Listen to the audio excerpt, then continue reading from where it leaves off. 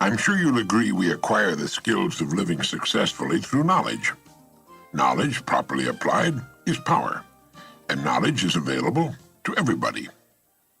The degree of a person's ignorance will determine his or her place in the world. Everyone is born ignorant and must for a time live in ignorance. But remember this, anyone who remains ignorant has only himself or herself to blame. An illiterate person in our society is in the lowest level of our social heap, and from that starting point, think once again of society as that pyramid with a broad base gradually rising to a high point. We know that the great majority of people are to be found in the bottom large layers of this pyramid. The higher you go, the smaller the layers. At the very peak of the pyramid, you'll find the world's most brilliant people. We may not have the native equipment to reach the topmost pinnacle, perhaps, although we certainly might, but we do control where we will live between the very top and the very bottom. We can most assuredly get into the top 5%, let's say the top 5 layers of the pyramid, and from here we can live well and successfully all the days of our lives. It isn't that we want to be over anyone, it's just having the ambition and good sense to not settle for anything less, to want to live the best we can. Remember, the higher you climb on a pyramid, the farther you can see, the fresher the air, and the less crowded it becomes. Another rewarding thing about climbing is that as we climb, we help most of those associated with us to climb too. One of the most important ladders leading to the top is knowledge. The more we know, the higher we can move. But where does a person begin? No one person can know everything. In fact, our store of knowledge is growing far too fast for anyone to keep up with it. It's like walking into the Library of Congress with its millions of volumes and trying to decide which single book to read first, knowing that even if you lived 1,000 years, you couldn't read them all. Well, fortunately, the answer to this perplexing problem is known. A person should begin with the study of his language, and then to his general area of interest. 2 steps in that order that can move us right up there on the top of the pyramid. First, the language, in our case, English. Not enough people realize that it's our ability to use our language which will determine our place on the social pyramid, and which will also control, to a great extent, the amount of money we will earn during our lives.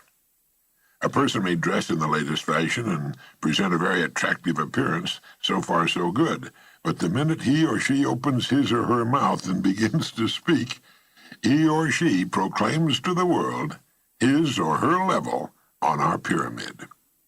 Shaw's play Pygmalion, later adapted into the musical comedy My Fair Lady, is an extreme example of what I'm talking about. Our use of the language is the one thing we cannot hide. Many years ago, the graduating class of a large university was given an examination in English vocabulary. The test scores were graded into groups of 5% each, the top 5% and so on to the bottom. At regular intervals during the next 20 years, questionnaires were sent to the surviving graduates, asking them their occupations, incomes, and so on. Without a single exception, those who scored highest on the vocabulary test were in the top income group, while those who scored lowest were in the lowest income group.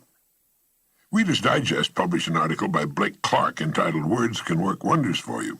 In it, he wrote, "Tests of more than 350,000 persons from all walks of life show that more often than any other measurable characteristic, knowledge of the exact meanings of a large number of words accompanies outstanding success."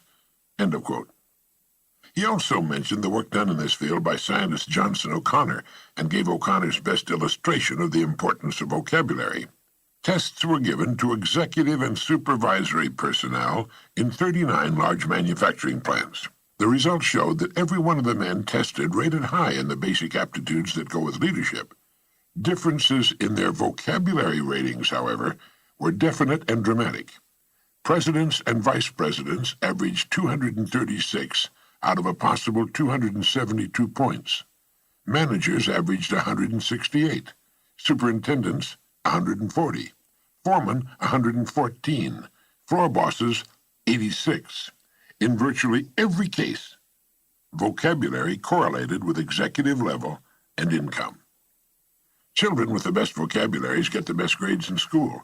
A salesman in his 50s who was in the bottom 5% in vocabulary worked himself into the top 45%, and is now vice president of his firm.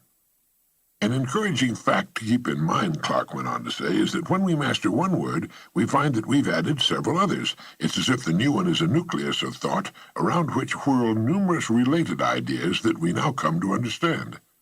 Deliberately learning 10 new words, we pick up probably 90 more, almost without realizing it. You see, understanding our language is the key to studying and learning everything else. Literally millions of people are being held back in life simply because they've never taken the time to learn their own language. Let's face it, from the earliest times, the favored class of people has always been the educated class.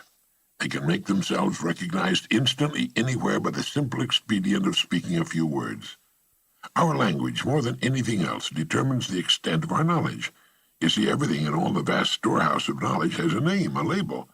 These names, these words, make up the language. The more words we know and can properly use, the more knowledge we have. Of this you can be sure. A person's knowledge and his language go together. It's almost impossible for one to be larger than the other.